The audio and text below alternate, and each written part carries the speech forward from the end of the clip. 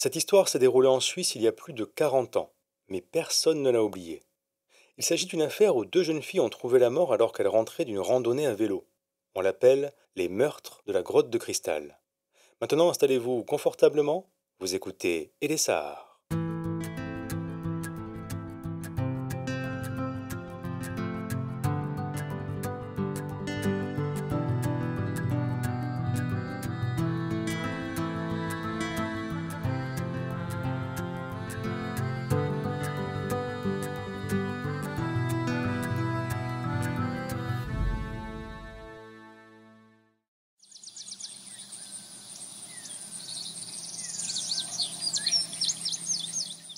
Il fait très beau ce 29 juillet 1982 dans la petite ville de Goldach, au nord-est de la Suisse. C'est juste à côté du lac de Constance. Vous voyez les deux jeunes filles sur le bord de la route, celles qui montent sur leur vélo et qui commencent à pédaler en faisant attention à ne pas tomber à cause du poids de leur bagage. La première, c'est Brigitte Meyer, une apprentie commerciale de 17 ans, et derrière, Karine Gatziker. Elle a 15 ans et est encore au lycée. Les deux amies viennent de partir pour une randonnée à vélo de 3 jours, à travers la région d'Appenzell. Elles commencent par se diriger vers le sud-ouest, direction Erizo, là où vit la grand-mère de Karine. Elles déjeunent toutes les trois, et Karine raconte qu'en chemin, un homme qu'elles ne connaissent pas les a prises en photo avec l'appareil de Brigitte. On les voit côte à côte, debout dans un champ de fleurs jaunes, souriantes, sous le soleil qui brille. C'est la dernière photo des jeunes filles vivantes. Karine et Brigitte repartent dans l'après-midi. Elles se dirigent au sud-est de Erizo et s'arrêtent dans le village de Schwende, à environ 20 km. Elles prennent une chambre à l'auberge de jeunesse et passent la nuit. Le lendemain, les deux adolescentes explorent la région, dépassant les voies au bord de la Sitter, un cours d'eau où elles prennent un repas avant de laver leurs vêtements. Quand la nuit tombe, elles retournent à l'auberge de Schwende. Demain, elles se lèveront tôt pour rentrer.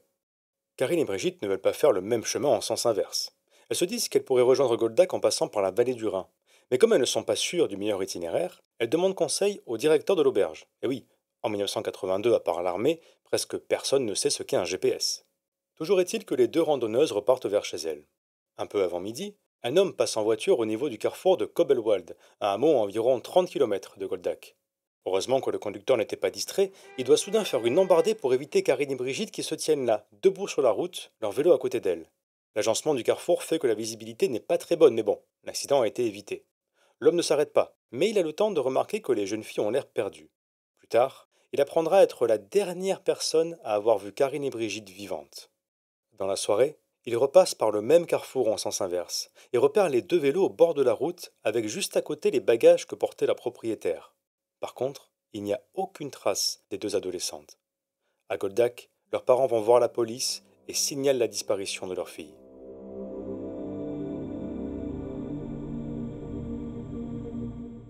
Avant de continuer, ouvrons une parenthèse et revenons au carrefour où Karine et Brigitte ont été vues pour la dernière fois. Ce n'est pas n'importe quel croisement.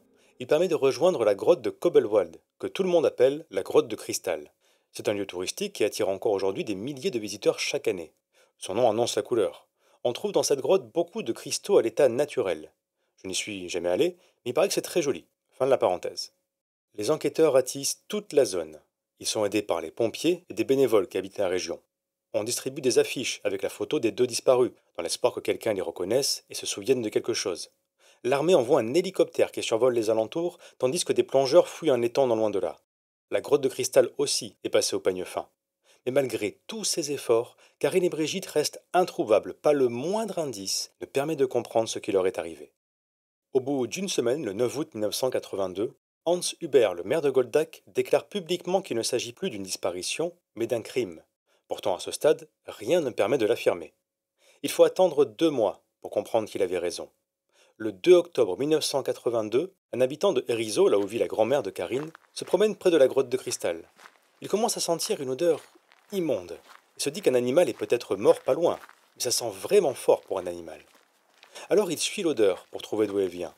Il y arrive rapidement. C'est une grande souche d'arbre creuse dont l'entrée est en partie obstruée par une dalle rocheuse. L'homme s'approche, se penche vers l'ouverture, puis recule en titubant. Il y a un cadavre à l'intérieur. La police arrive immédiatement sur les lieux, et à peine quelques dizaines de mètres plus loin, elle trouve un autre corps dans une grotte. Lui aussi est en état de décomposition avancée, et lui aussi a été vaguement dissimulé par des pierres. Le médecin légiste est formel, Ce sont Brigitte Meyer et Karine Gatiker. Malheureusement, leurs corps sont très abîmés. Impossible de dire comment elles sont mortes ou si elles ont été agressées sexuellement. Brigitte a bien des fractures sur le crâne, mais elles peuvent être dues aussi bien à des coups qu'à une chute. Malgré ça, les enquêteurs privilégient la piste criminelle, vu que quelqu'un a clairement voulu cacher les cadavres. Maintenant, il faut trouver qui a fait ça, qui a commis ce que tout le monde appelle très vite les meurtres de la grotte de cristal. Au début de l'enquête, les policiers n'ont pas grand-chose. Les deux corps ont été retrouvés à un endroit très peu accessible. En tout cas, c'est impossible de tomber dessus par hasard, il faut le connaître. On suppose donc que la personne qui a fait ça habite dans le coin et le connaît bien. On apprend aussi que le lendemain de la disparition de Karine et Brigitte, le 1er août 1982, quelqu'un a forcé l'entrée des grottes de cristal. Le verrou qui ferme la grille permettant d'accéder au site n'est plus là. Est-ce que l'assassin est venu faire des repérages pour cacher les corps? Cette piste ne donne rien. D'autres témoignages sont beaucoup plus intéressants en revanche. Le jour de la disparition des deux jeunes filles, des gens disent avoir vu une voiture Mercedes grise modèle E230 avec une remorque à chevaux dans la zone du carrefour de Kobelwald. Les enquêteurs retrouvent vite son propriétaire. C'est un architecte qui vit avec sa femme, pas très loin de la grotte de cristal. Ce qui est troublant, c'est que le terrain où ont été trouvés le corps des victimes est juste au-dessus de la maison du couple. Pendant les interrogatoires, l'architecte n'est pas très clair, il s'embrouille dans ses réponses. Les policiers pensent qu'il va craquer et le placent même en détention provisoire pendant 6 mois. Pourtant, l'homme finit par être relâché. Il n'y a aucune preuve contre lui. Retour à la case départ. D'autres suspects sont arrêtés au fil du temps. 3 gardiens des grottes de cristal et un délinquant sexuel déjà condamné qui vit dans la région. Tous sont blanchis faute de preuves. On pense aussi à l'homme qui a pris la dernière photo de Karine et Brigitte vivantes. Mais malgré les nombreux appels publics de la police, il ne s'est jamais manifesté. Au début des années 90, 8 ans après les meurtres, les enquêteurs n'ont plus aucune piste. L'affaire tombe peu à peu dans l'oubli, et fin juillet 2012, elle est classée sans suite. En Suisse, comme en France, les crimes de ce genre sont prescrits au bout de 30 ans. Pourtant l'histoire est loin d'être terminée.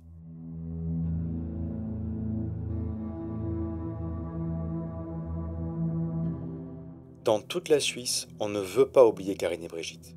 Même si les meurtres sont prescrits, beaucoup continuent d'en parler. En 2016, 2 personnes se lancent chacune dans leur enquête. Le journaliste et avocat Walter Hauser et le profileur allemand Axel Petermann. Hauser publie le livre qui résume ses recherches en 2018 et celui de Petermann arrive en 2021. Aucun ne désigne de coupable, bien sûr. Par contre, le profileur avance une théorie dont on n'a pas beaucoup parlé. Il n'y aurait pas une, mais 2 personnes impliquées dans le crime. Celle qui a tué les 2 jeunes filles et celle qui l'a aidé à cacher les corps. L'argument principal de Petermann, c'est la dalle de pierre qui obstruait la souche dans laquelle on a trouvé Brigitte Meyer. Elle pèse environ 300 kilos, impossible de la déplacer seule. L'auteur établit aussi le portrait du tueur. Ce serait un homme habitant la région, âgé entre 25 et 35 ans en 82.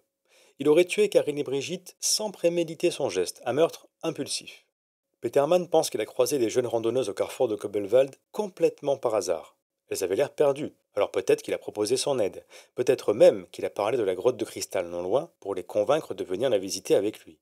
Finalement, l'homme aurait tué Karine et Brigitte en les frappant avec un bâton. Et pourquoi? Selon Petermann, le motif est sexuel, même si l'autopsie n'a pas pu trouver de signes d'agression à cause de l'état des corps. En revanche, certains locaux ont un avis complètement différent sur ce qu'il s'est passé le 31 juillet 82. Ils se basent sur des témoignages assez récents qui mettent de nouveau en cause l'architecte et même son épouse.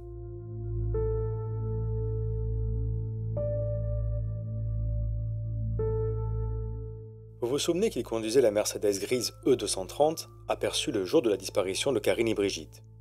Eh bien, en 2017, un garagiste raconte que le surlendemain, le 2 août 82, l'architecte lui amène cette voiture pour des réparations. Il y a des rayures tout le long des 2 côtés du véhicule. Un peu comme s'il avait quitté la route pour finir dans des buissons ou quelque chose du genre. Le mécanicien demande comment c'est arrivé, mais l'architecte ne répond pas. Il dit juste que c'est urgent, qu'il doit faire réparer la voiture rapidement parce qu'il va s'en séparer. Le garagiste n'insiste pas et fait son travail. Les journalistes qui apprennent ça appellent l'architecte. D'abord il dit qu'il ne se souvient de rien et raccroche. Puis il rappelle lui-même 15 minutes plus tard. Finalement oui, il a bien amené une Mercedes grise au garage à l'époque, quelqu'un avait défoncé la portière et il fallait la changer. Sauf que le garagiste parle uniquement de rayures. L'architecte est formel, le garagiste se trompe, c'était pour remplacer une portière. Soit. Et elle est où cette voiture maintenant? C'est simple, il ne l'a plus depuis 1982. Il raconte que lui et sa femme ont gagné la Mercedes à un concours. Ils devaient s'en servir quelques jours, puis choisir entre l'acheter ou la rendre. ce qu'ils ont fait après les réparations. On leur demande des papiers, un document qui parle de ce concours. Le couple n'en a aucun. Quand cette histoire paraît dans la presse, la police dit qu'elle n'était pas au courant, mais qu'à l'époque où l'architecte était le principal suspect, la Mercedes grise avait déjà disparu. On ne l'a jamais retrouvée. Vous trouvez ça étrange? Attendez, ce n'est pas fini. En 2019, un autre témoignage met en cause le couple. Il vient d'un homme qui avait 17 ans à l'époque. Le jour de la disparition de Karine et Brigitte, il raconte être passé à moto près du fameux carrefour qui mène à la grotte de cristal. Il voit alors l'architecte et sa femme sur le bord de la route. La Mercedes grise avec sa remorque à chevaux est arrêtée sur le bas-côté.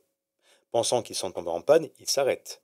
C'est là qu'il remarque deux choses. D'abord que la femme tient deux vélos, ensuite qu'elle semble très inquiète de le voir approcher. Il propose son aide, mais le couple refuse, et il reprend la route. L'architecte est mis au courant de ce témoignage. Il reconnaît être passé au croisement ce jour-là, mais pas de s'être arrêté, et bien sûr il nie être impliqué dans la disparition des deux jeunes filles. Mais à partir de là, voici ce que beaucoup imaginent. Le 31 juillet 1982, un peu avant midi, Karine et Brigitte sont debout sur la route, au niveau du carrefour de Kobelwald. Elles cherchent leur chemin. Une voiture passe et doit faire une embardée pour éviter les jeunes filles, parce que là où elles sont, on les voit tardivement. Puis arrive la Mercedes. Elle fait la même chose, sauf qu'elle tire une remorque à chevaux qui percute violemment Karine et Brigitte. Elles seraient mortes sur le coup. Pris de panique, l'architecte et sa femme auraient emmené les corps pour les cacher là où on les trouvera 2 mois plus tard, et se seraient débarrassés de la voiture après avoir fait effacer les traces de l'accident. Cette théorie est plausible, mais il n'y a rien pour la prouver, et quand bien même, les deux témoignages sont arrivés trop tard, presque 40 ans après les faits. L'affaire est définitivement enterrée en 2019. Comme le demande la loi suisse, toutes les preuves concernant les meurtres de la grotte de cristal sont détruites. On ne saura sûrement jamais ce qu'il s'est passé au croisement de Kobelwald il y a plus de 40 ans maintenant. Et même si quelqu'un vient dire que c'est lui qui a tué Brigitte Meyer et Karine Katiker, d'un point de vue juridique, il ne pourrait rien lui arriver. C'est frustrant, c'est incompréhensible pour les proches des victimes notamment, mais c'est la loi. En Suisse, l'affaire a marqué les esprits. Il faut savoir que dans les années 80, une vingtaine d'enfants et adolescents du pays ont été enlevés ou tués. Celles et ceux qui allaient à l'école à pied avaient peur. Chaque voiture qui passait près d'eux un peu trop lentement était suspecte. Aujourd'hui, on parle encore de Karine et Brigitte, surtout dans les débats sur la prescription des crimes, que certains veulent faire abolir.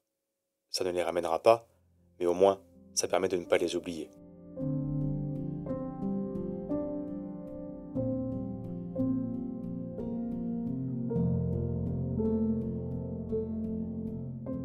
Merci d'avoir écouté cet épisode d'Ele Sahar. N'oubliez pas de vous abonner si ce n'est pas déjà fait pour ne pas manquer les prochains. Partagez-le, commentez-le, parlez-en autour de vous. Quant à moi, je vous dis à très bientôt pour une nouvelle histoire.